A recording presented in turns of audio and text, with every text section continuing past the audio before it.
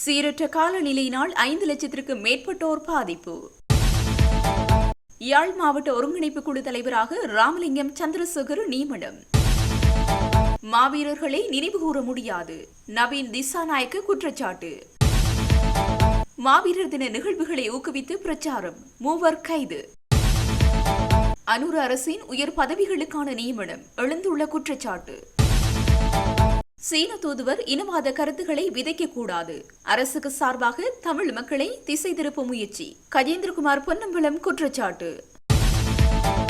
இன்று நள்ளிரவு முதல் எரிபொருட்களின் விலையில் மாற்றம், வெளியானது அறிவிப்பு. விடுதலை புலிகளை நினைவேந்தியோரை உடன் கைது செய்யுங்கள், சரத் வீரசேகர கமன்பில கூட்டாக வலியுறுத்தல். மாவீரர் நாள் நினைவேந்தல், சிங்கள இனவாதத்தை தூண்டும் விமல் வீரவன்ச, சபா குகதாஸ் காட்டம். இலங்கையில் தொடரும் சீரற்ற காலநிலை காரணமாக இதுவரை 1,38,944 குடும்பங்களைச் சேர்ந்த 4,65,746 பேர் பாதிக்கப்பட்டுள்ளதாக தேசிய இடர் முகாமைத்துவ மத்திய நிலையத்தால் இன்று வெளியிடப்பட்டுள்ள அறிக்கையில் தெரிவிக்கப்பட்டுள்ளது. அந்த வகையில் கனமழை, மின்னல், திடீர் வெள்ளப்பெருக்கு, சுழல் காற்று, மண்சரிவு மற்றும் மரங்கள் சரிவு போன்ற அனர்த்தங்களால் நாட்டின் பல பாகங்களிலும் மக்கள் பாதிப்படைந்துள்ளதுடன் உடைமைகளும் சேதமடைந்துள்ளன. மத்திய மாகாணம் மாத்தளை மாவட்டத்தில் 357 குடும்பங்களைச் சேர்ந்த 1292 பேர் பாதிக்கப்பட்டுள்ளனர். 87 வீடுகள் பகுதியளவிலும் 9 வீடுகள் முழுமையாகவும் சேதமடைந்துள்ளன. 2 பேர் காயமடைந்த நிலையில் 12 குடும்பங்களைச் சேர்ந்த 51 பேர் பாதுகாப்பான இடங்களில் தங்க வைக்கப்பட்டுள்ளனர். மத்திய மாகாணம் கண்டி மாவட்டத்தில் 202 குடும்பங்களைச் சேர்ந்த 881 பேர் பாதிக்கப்பட்டுள்ளனர். 154 வீடுகள் பகுதியளவிலும் 7 வீடுகள் முழுமையாகவும் சேதமடைந்துள்ளன. 11 குடும்பங்களைச் சேர்ந்த 51 பேர் பாதுகாப்பான இடங்களில் தங்க வைக்கப்பட்டுள்ளனர். நுவரெலியா மாவட்டத்தில் 49 குடும்பங்களைச் சேர்ந்த 217 பேர் பாதிக்கப்பட்டுள்ளதுடன் 42 வீடுகள் பகுதியளவில் சேதமடைந்துள்ளன. 5 குடும்பங்களைச் சேர்ந்த 32 பேர் பாதுகாப்பான இடங்களில் தங்க வைக்கப்பட்டுள்ளனர். வடமேல் மாகாணம் புத்தளம் மாவட்டத்தில் 9,034 குடும்பங்களைச் சேர்ந்த 30,598 பேர் பாதிக்கப்பட்டுள்ளதுடன் 46 வீடுகள் பகுதியளவில் சேதமடைந்துள்ளன. 3,748 பேர் பாதுகாப்பான இடங்களில் தங்க வைக்கப்பட்டுள்ளனர். 2 பேர் உயிரிழந்துள்ளதோடு 2 பேர் காயமடைந்துள்ளனர். குருநாகல் மாவட்டத்தில் 1037 குடும்பங்களைச் சேர்ந்த 3,316 பேர் பாதிக்கப்பட்டுள்ளதுடன் 676 குடும்பங்களைச் சேர்ந்த 2,001 பேர் பாதுகாப்பான இடங்களில் தங்க வைக்கப்பட்டுள்ளனர். சப்ரகமு மாகாணம் ரத்னபுரி மாவட்டத்தில் 145 குடும்பங்களைச் சேர்ந்த 557 பேர் பாதிக்கப்பட்டுள்ளனர். 130 வீடுகள் பகுதியளவில் சேதமடைந்துள்ளன. 2 பேர் காயமடைந்துள்ளனர். கேகாலை மாவட்டத்தில் 101 குடும்பங்களைச் சேர்ந்த 392 பேர் பாதிக்கப்பட்டுள்ளதுடன் 97 வீடுகள் பகுதியளவில் சேதமடைந்துள்ளன. வடமாகாணம் யாழ் மாவட்டத்தில் 19,560 குடும்பங்களைச் சேர்ந்த 64,621 பேர் பாதிக்கப்பட்டுள்ளனர். 161 வீடுகள் பகுதியளவிலும் 3 வீடுகள் முழுமையாகவும் சேதமடைந்துள்ளன. 2,113 குடும்பங்களைச் சேர்ந்த 7,271 பேர் பாதுகாப்பான இடங்களில் தங்க வைக்கப்பட்டுள்ளனர். கிளிநொச்சி மாவட்டத்தில் 4,367 குடும்பங்களைச் சேர்ந்த 13,836 பேர் பாதிக்கப்பட்டுள்ளனர். 25 வீடுகள் பகுதியளவில் சேதமடைந்துள்ளன. முல்லைத்தீவு மாவட்டத்தில் 2,826 குடும்பங்களைச் சேர்ந்த 8,724 பேர் பாதிக்கப்பட்டுள்ளதுடன் 47 வீடுகள் பகுதியளவில் சேதமடைந்துள்ளன. 736 பேர் பாதுகாப்பான இடங்களில் தங்க வைக்கப்பட்டுள்ளனர். மன்னார் மாவட்டத்தில் 19,811 குடும்பங்களைச் சேர்ந்த 2,796 பேர் பாதிக்கப்பட்டுள்ளனர். 6 வீடுகள் பகுதியளவில் சேதமடைந்துள்ளன. 9,097 பேர் பாதுகாப்பான இடங்களில் தங்க வைக்கப்பட்டுள்ளனர். வவுனியா மாவட்டத்தில் 1,516 குடும்பங்களைச் சேர்ந்த 5,224 பேர் பாதிக்கப்பட்டுள்ளனர். கிழக்கு மாகாணம் திருகோணமலை மாவட்டத்தில் 4,199 குடும்பத்தைச் சேர்ந்த 12,524 பேர் பாதிக்கப்பட்டுள்ளனர். 80 வீடுகள் பகுதியளவில் சேதமடைந்துள்ளன. 555 பேர் பாதுகாப்பான இடங்களில் தங்க வைக்கப்பட்டுள்ளனர்.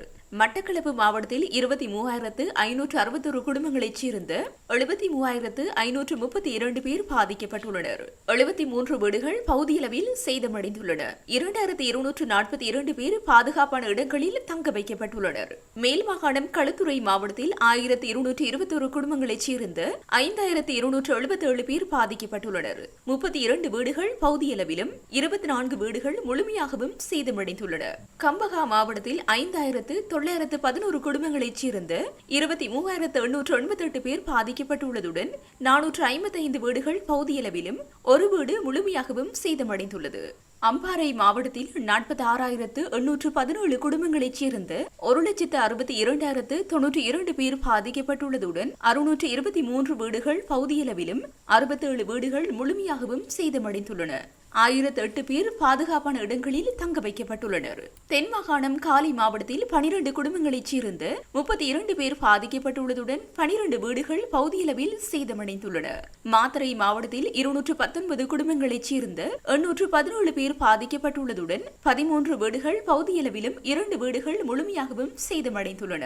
ஊவா மாகாணம் பதுளை மாவட்டத்தில் 760 குடும்பங்களைச் சேர்ந்த 2,952 பேர் பாதிக்கப்பட்டுள்ளனர். 351 வீடுகள் பகுதியளவில் சேதமடைந்துள்ளதுடன் ஒருவர் உயிரிழந்துள்ளதுடன் 5 காயமடைந்துள்ளனர். 268 பேர் பாதுகாப்பான இடங்களில் தங்க வைக்கப்பட்டுள்ளனர். மொனராகலை மாவட்டத்தில் 4 குடும்பங்களைச் சேர்ந்த 10 பேர் பாதிக்கப்பட்டுள்ளதுடன் 4 வீடுகள் பகுதியளவில் சேதமடைந்துள்ளன. வடமத்திய மாகாணம் அனுராதபுரம் மாவட்டத்தில் 2,101 குடும்பங்களைச் சேர்ந்த 6,619 பேர் பாதிக்கப்பட்டுள்ளதுடன் 19 வீடுகள் பகுதியளவிலும் 2 வீடுகள் முழுமையாகவும் சேதமடைந்துள்ளன. புலனறுவை மாவட்டத்தில் 974 குடும்பங்களைச் சேர்ந்த 3,759 பேர் பாதிக்கப்பட்டுள்ளனர். 83 வீடுகள் பகுதியளவிலும் 6 வீடுகள் முழுமையாகவும் சேதமடைந்துள்ளன. கொழும்பு மாவட்டத்தில் 5 குடும்பங்களைச் சேர்ந்த 19 பேர் பாதிக்கப்பட்டுள்ளதுடன் 5 வீடுகள் பகுதியளவில் சேதமடைந்துள்ளன. 19 பேர் பாதுகாப்பான இடங்களில் தங்க வைக்கப்பட்டுள்ளனர். மேல் மாகாணம் களுத்துறை மாவட்டத்தில் 30 குடும்பங்களைச் சேர்ந்த 120 பேர் பாதிக்கப்பட்டுள்ளதுடன் 22 வீடுகள் பகுதியளவில் சேதமடைந்துள்ளன. இலங்கையில் தற்போது நிலவும் கடும் மழை மற்றும் வெள்ளப்பெருக்கு காரணமாக பயிர்கள் சேதமடைந்துள்ளமையால் மரக்கறிகளின் விலைகள் மேலும் அதிகரிக்கும் என மத்திய மாகாண விவசாய அமைப்புகள் எச்சரித்துள்ளன. காய்கறி சாகுபடியாளர்கள் தங்கள் பயிர்களை அறுவடை செய்வது மற்றும் தங்கள் காய்கறி வயல்களுக்கு உரமிடுவது குறித்து கவலை தெரிவித்துள்ளனர். மத்திய மாகாணத்தில் பல பிரதேசங்களில் மரக்கறி செய்கை வெள்ளத்தினால் அழிவடைந்துள்ளதாக அவர்கள் சுட்டிக்காட்டியுள்ளனர். தக்காளி, பீன்ஸ், கத்தரி, பச்சை மிளகு ஆகிய பயிர்கள் மிக மோசமாக பாதிக்கப்பட்டுள்ளதாக விவசாயிகள் தெரிவித்தனர். மாவீரர் நாள் நினைவேந்தல் தொடர்பில் விமல் வீரவன்ச தெரிவித்த கருத்து அவரின் இயலாமையையும் சிங்கள இனவாதத்தை தூண்டும் வகையிலும் அமைந்துள்ளதாக முன்னாள் வடக்கு மாகாண சபை உறுப்பினர் சபா குகதாஸ் தெரிவித்துள்ளார். இது தொடர்பில் அவர் மேலும் தெரிவிக்கையில் 2024 ஆண்டு மாவீரர் நாள் நினைவேந்தலுக்கு பின்னர் முன்னாள் பாராளுமன்ற உறுப்பினர் விமல் வீரவன்ச அனுர அரசாங்கத்திடம் கோரிக்கை ஒன்றை முன்வைத்துள்ளார். அதாவது வடக்கு கிழக்கில் மாவீரர் நாள் உட்பட எந்த நினைவேந்தலுக்கும் எதிர்காலத்தில் அனுமதிக்க கூடாது என எச்சரித்துள்ளார். கடந்த காலங்களில் அதி உச்சமாக தமிழர்களுக்கு எதிராக இனவாதம் பேசிய விமல் வீரவன்ச மீண்டும் அதனை கையில் எடுத்துள்ளார். இச்செயற்பாடு விமல் வீரவன்சவின் இயலாமையையும் சிங்கள இனவாதத்தை தூண்டும் வகையிலும் அமைந்துள்ளது. வடக்கு கிழக்கு தமிழர் தேக பகுதியில் மாவீரர் நாள் என்பது தமிழர்களின் தேசிய எழுச்சி நாளாகும். இதனை தெற்கில் எவர் ஆட்சிக்கு வந்தாலும் தடைகள் போட்டாலும் மக்கள் நினைவு கொள்வதை தடுக்க முடியாது.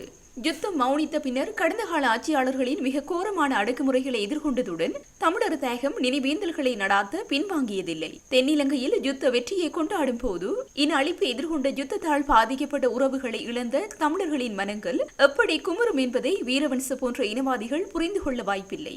தமிழர் தேக பகுதியில் நடைபெறும் நினைவேந்தல்களை இனவாத நோக்கில் பார்ப்பதுடன் சிங்கள மக்களை எதிராக தூண்டும் குரோத செயற்பாடு மேலோங்குமாயின் நாடு அரசியல் ரீதியாகவோ அல்லது பொருளாதார ரீதியாகவோ முன்னோக்கி செல்ல ஒருபோதும் வாய்ப்பில்லை என தெரிவித்தார்.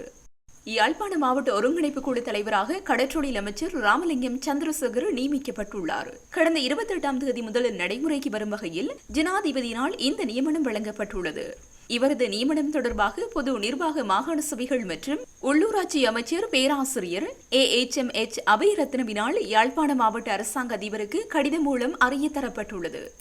யாழ்ப்பாணம் சாவகச்சேரி போலீஸ் பிரிவுக்குட்பட்ட கைதடி பகுதியில் உள்ள ஆலயம் ஒன்றில் கடந்த புதன்கிழமை பூசகரை தாக்கி பணம் மற்றும் நகைகளை கொள்ளையிட்ட சம்பவம் தொடர்பில் பெண்ணொருவர் உட்பட 3 சாவகச்சேரி போலீசாரால் நேற்று கைது செய்யப்பட்டுள்ளனர். கைது செய்யப்படுவர்கள் பருத்தித்துறை பகுதியை சேர்ந்தவர்கள் ஆவர்.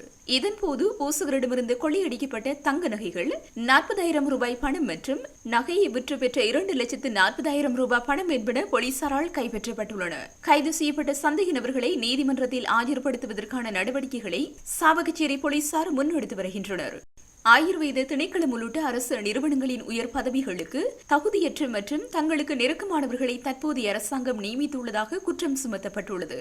கொழும்பில் இடம்பெற்ற செய்தியாளர் சந்திப்பில் கலந்து கொண்டு கருத்துரைத்த இலங்கை ஆயுர்வேத மருத்துவ அதிகாரிகளின் ஒன்றிணைந்த அமைப்பின் தலைவர் வைத்தியர் விமுக்தி டி சொய்சா இதனை தெரிவித்துள்ளார். தகுதியற்ற மற்றும் தங்களுக்கு நெருக்கமானவர்களை உயர் பதவிகளுக்கு நியமிக்கும் செயற்பாடுகளை தற்போதைய அரசாங்கம் ஆயுர்வேத திணைக்களத்திலிருந்து ஆரம்பித்துள்ளதா எனவும் அவர் கேள்வி எழுப்பியுள்ளார். இவ்வாறான நியமனங்கள் ஊடாக அரசு ஆயுர்வேத சேவை உள்ளடக்கிய அரசு சேவையை கேள்விக்குறியாக்க வேண்டாம் என அரசாங்கத்திடம் கோருவதாகவும் அவர் குறிப்பிட்டுள்ளார். வவுனியாவில் கடற்படை லெப்டினன்ட் தர அதிகாரியொருவர் காட்டு யானையின் தாக்குதலில் சிக்கி உயிரிழந்துள்ளதாக பூனாவு போலீசார் தெரிவித்தனர். பணி நிமித்தமாக குறித்த அதிகாரி கொழும்புக்கு சென்றுவிட்டு பேருந்தில் மீண்டும் முகாமிற்கு திரும்பிய வாகனத்தில் இருந்து இறங்கி முகாமிற்கு சென்று கொண்டிருந்த போது யானை தாக்கியதாக போலீசார் தெரிவித்தனர். பூனாவு கடற்படை முகாமில் கடமையாற்றிய மத்தலான நெட்டும்புவில் வசிக்கும் கடற்படை வீரரான லெப்டினன்ட் தர அதிகாரியை யானை தாக்கியதில் உயிரிழந்துள்ளார். யானை தாக்கியதில் பலத்த காயமடைந்த அவரை கடற்படையினர் மற்றும் உள்ளூர் மக்களும் இணைந்து வவுனியா பொது மருத்துவமனைக்கு கொண்டு சென்றனர். இருப்பினும் சிகிச்சை பலனின்றி அவர் உயிரிழந்துள்ளதாக போலீசார் தெரிவித்தனர். இதேவேளை குறித்த சம்பவம் தொடர்பிலான மேலதிக விசாரணைகளை பூனாவு போலீசார் மேற்கொண்டு வருகின்றனர். நபாலி கிழக்கு J135 கிராம சேவகர் பிரிவில் உள்ள ஞானபைரவர் ஆலயத்திற்கு அருகாமையில் உள்ள 250 ஆண்டுகள் பழமையான அரச மரம் ஒன்று நேற்று வீசிய பலத்த காற்றினால் முறிந்து விழுந்துள்ளது. இதனால் வைரவர் கோயில் முழுமையாக சேதமடைந்ததுடன் மதிலொன்றும் இடிந்து விழுந்துள்ளது. இருப்பினும் உயிர் சேதம் எதுவும் ஏற்படவில்லை. இலங்கைக்கான சீன தூதுவர் இலங்கையில் இடம்பெற்ற தேர்தல் முடிவுகள் தொடர்பில் முரண்பாடான தகவல்களை கூறுவது ஏற்கக்கூடிய விடயமல்ல என தமிழ் தேசிய மக்கள் முன்னணியின் தலைவரும் பாராளுமன்ற உறுப்பினருமான கஜேந்திரகுமார் பொன்னம்பலம் தெரிவித்தார். அவர் மேலும் தெரிவிக்கையில், அண்மையில் சீன தூதுவர் யாழ்ப்பாணத்திற்கு விஜயம் மேற்கொண்ட நிலையில் தமிழ் மக்கள் தேசிய மக்கள் சக்திக்கு வாக்களித்து விட்டார்கள்.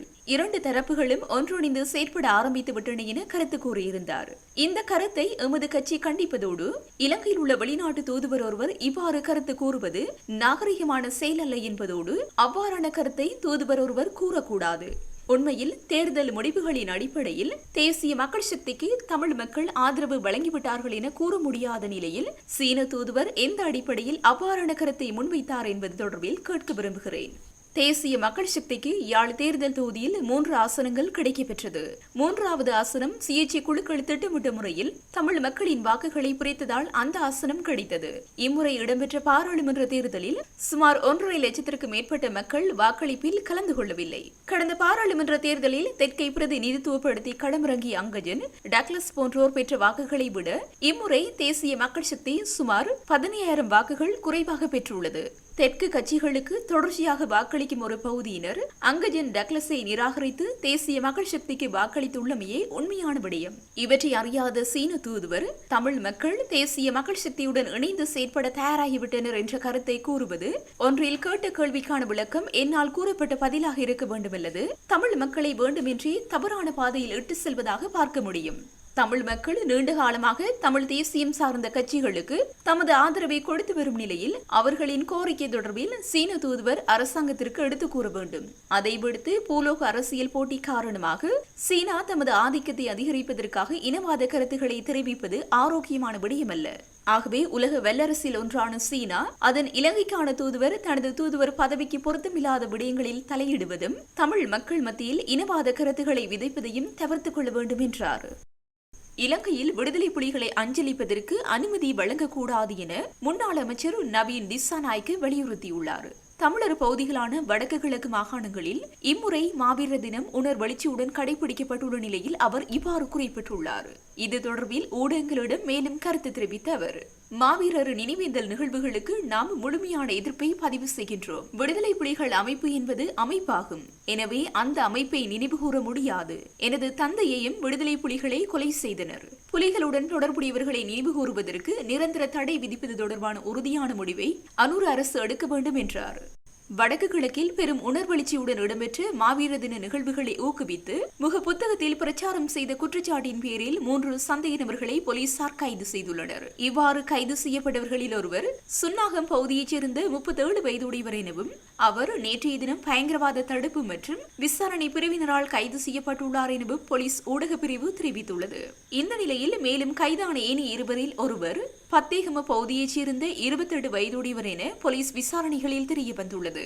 அத்தோடு குறித்த சந்தேக நபர் இன்றைய தினம் கைது செய்யப்பட்டுள்ளதாக போலீசார் தெரிவித்தனர். குறித்த நபர் மாவீர தின நிகழ்வுகளை ஊக்குவித்ததாக கூறப்படும் முகப்புத்தக கணக்கிற்கு உரித்துடையவர் எனவும் போலீசார் தெரிவித்துள்ளனர். மேலும் 3வது கைது செய்யப்பட்டவரும் மாவீர தின நிகழ்வுகளை ஊக்குவித்து முகப்புத்தக பதிவு காரணமாக கைது செய்யப்பட்டதாக தெரிவிக்கப்படுகிறது. வடக்கு கிழக்கில் நவம்பர் 26, 27 தேதிகளில் விடுதலை புலிகளின் அமைப்பின் தலைவர் பிரபாகரன் மற்றும் அந்த அமைப்பின் உறுப்பினர்களை சமூக வலைதளங்களிலும் பொது இடங்களிலும் நினைவேந்தியவர்களை அனூர் அரசு உடன் கைது செய்ய வேண்டும் என முன்னாள் நாடாளுமன்ற உறுப்பினர்களான சரத் வீரசேகர மற்றும் உதய கம்மன்பில கூட்டாக வலியுறுத்தியுள்ளனர். இது தொடர்பில் ஊடகங்களிடம் அவர்கள் மேலும் தெரிவிக்கையில், மரணித்து போன பயங்கரவாதிகளுக்கு அனூர் அரசு புத்துயிர் கொடுக்கக்கூடாது. நாடாளுமன்ற தேர்தலில் வடக்கு கிழக்கில் தேசிய மக்கள் சக்தியினருக்கு அதிக ஆசனங்கள் கிடைத்தமைக்காக பிரபாகரனின் பிறந்த தினத்தையும் மாவீரர் தினத்தையும் பகிரங்கமாக அனுஷ்டிக்க தமிழ் மக்களுக்கு அனூர் அரசு அனுமதி வழங்கியுள்ளது. மரணித்து போன பயங்கரவாதிகளை நினைவேந்த அனுமதி வழங்குவதா தமிழ் மக்களுக்கு நீங்கள் அனூர் அரசு செய்யும் நன்றி கடன். தெற்கில் உள்ள மக்கள் அனூர் அரசின் தாந்தோன்றித்தனமான இந்த தீர்மானத்துக்கு எதிராக போராட முன்வர வேண்டும் என்றனர். இன்று நள்ளிரவு முதல் அமலாகும் வகையில் இலங்கை கனியவள கூட்டுத்தாபனம் எரிபொருட்களின் விலையில் திருத்தம் மேற்கொண்டுள்ளது. அதன்படி இலங்கை கனியவள கூட்டுத்தாபனம் ஆக்டேன் 92 ரக பெட்ரோல் லீட்டர் ஒன்றின் விலையை ₹2 குறைத்து ₹309 நிர்ணயித்துள்ளது. அத்துடன் ஆட்டோ டீசல் லீட்டர் ஒன்றின் விலை ₹3 அதிகரிக்கப்பட்டுள்ளது. அதன்படி அதன் புதிய விலை ₹286 ஆகும். அதே நேரம் மண்ணெண்ணெயின் விலை ₹5 அதிகரிக்கப்பட்டு அதன் புதிய விலை ₹198 நிர்ணயிக்கப்பட்டுள்ளதாக இலங்கை கனியவள கூட்டுத்தாபனம் தெரிவித்துள்ளது. இதேவேளை ஆக்டேன் 95 ரக பெட்ரோல் லீட்டர் ஒன்றின் விலை ₹371 சூப்பர் டீசல் லீட்டர் ஒன்றின் விலை ₹313 மாற்றமின்றி தொடரும் என தெரிவிக்கப்பட்டுள்ளது.